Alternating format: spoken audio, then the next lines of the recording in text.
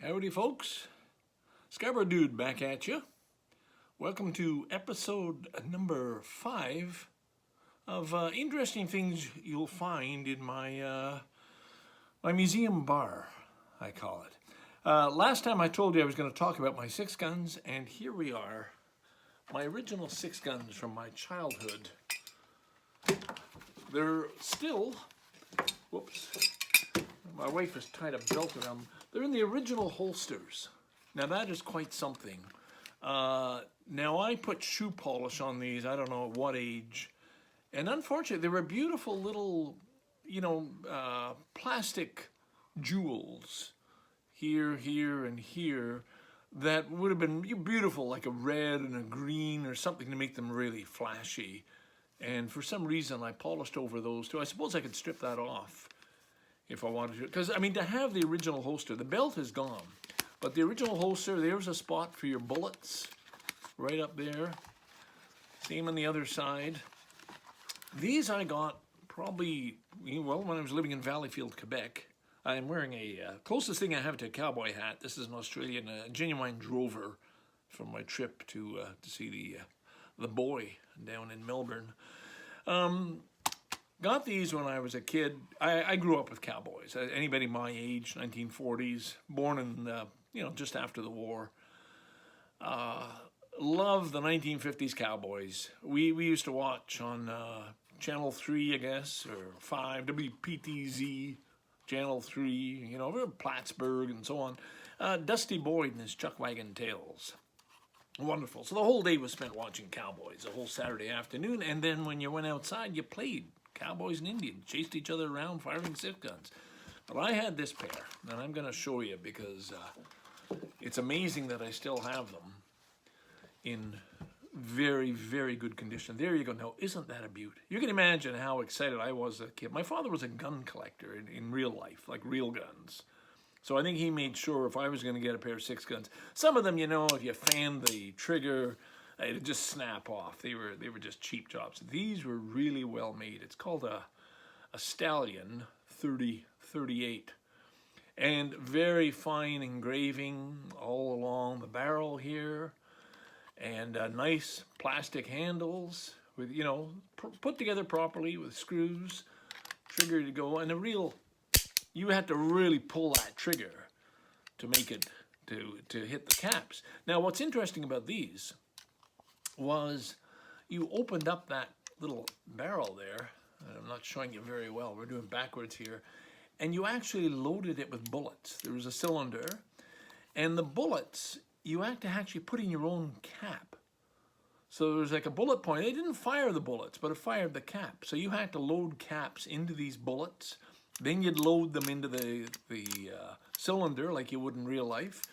And then when you fired, bam! Smoke comes out, and the cylinder rotated, and the next one, and the next one. And you'd have to reload. So these were pretty damn fine. I don't think I shared these. I don't think I let anybody else play with them. But to have them still, that's quite wonderful. Yeah, they were nice. I know it's not nice pointing guns at you. Well, you can see this. You couldn't hurt anybody with this. But damn it, look at that. I mean, look at that grip. Isn't that a fine toy? And it just fit in. All I wanted when I was a kid, I just wanted to be a cowboy. I wanted the cowboy hat.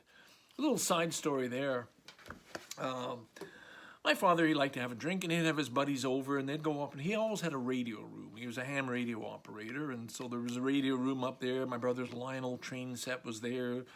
The rifles were in a display case, and the pistols, and so going up there was exciting to go into that room, especially at night, and he'd have the earphones on and doing his shortwave and stuff. But one evening he had his buddies over, and I came in to say goodnight to everybody. I guess my mother had sent me up. And one of the fellows said, I guess he heard that I wanted a white cowboy hat.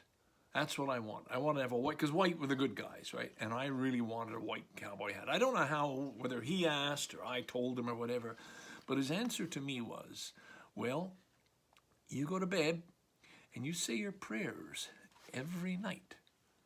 You pray every night, and you'll get that white cowboy hat. And, I think I probably kept it up for a couple of nights. Anyway, I wasn't really taught to pray, and I didn't know who to pray to anyway. God was kind of a scary thing. So I guess I didn't do a very good job, but I was a little embittered that, hey, isn't this hat going to show up someday? Never did. And then I realized later on in life, I got that white hat long ago. I've had such a good life that I was just looking in the wrong places, and I was looking for something that resembled a white cowboy hat. White cowboy hat was actually really what I was asking for. Is I want to have a good life. And I've had a very good life, and the fact that I still have my 6 guns right here is maybe a sign. I don't know what else to say about that. Other kids played. I mean, the fun of running around firing guns at each other on a Saturday afternoon. I mean, that was, number one, it was healthy. You're out running around. Maybe not politically correct in today's, because, you was cowboys and Indians, but we played cops and robbers too. We had big properties, Valleyfield. We lived in a huge, huge house.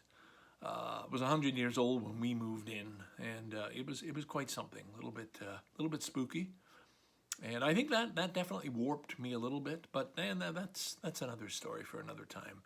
So this was just about the 6 guns, 2 of them there. I don't know. I don't even think I'd put a price. Well, yeah, I'd put a price on everything. What do you think? What would be a fair price for something like that? $100, $120 for the pair with the original holsters. There's no bullets left. You could probably beat me down on that too, if you're interested. Somebody might be. Again, this is not about me trying to sell you anything. It's just arbitrarily throwing out a number so that maybe one day I'll be able to get rid of these things and be less burdened by all these possessions. That's really the goal behind this whole podcast. I know some of you might think that's just a commercial rant. This guy is just, what's next, real estate? No. I just want to share a few stories with you. Tell you a little bit more about who I am and why I'm here. Scarborough dude, the former cowboy. Right on, boys. Right on.